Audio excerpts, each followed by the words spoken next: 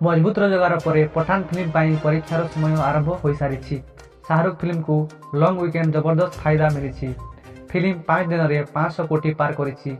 हेले असली परीक्षा वर्तमान ठार आरंभ हो सारी। सोमवार दिन पठान फिल्म रोजगार सामान्य कमी वर्ल्ड वाइड मार्केट रे पठान रिंग बाजुची। सूचना अनुसार वीकेंड टेस्ट रे पठान निजर जीत हासिल करने सह सोमवार परीक्षा रे टिके कम रही। रविवार दिन पठान भारत में 6.75 कोटी रोजगार करथिला। एही रोजगार रे पठान रो हिंदी कलेक्शन 85.5 कोटी रही।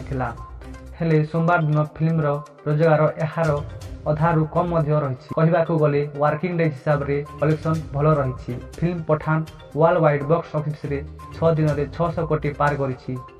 6 दिन में 600 कोटी अतिक्रम करने पठान पाई एक बड़ सफलता परिणत होईछि। सोमवार दिन रोजगार रे टिके कम थिले मध्य बॉक्स ऑफिस रे धमाल करुछि।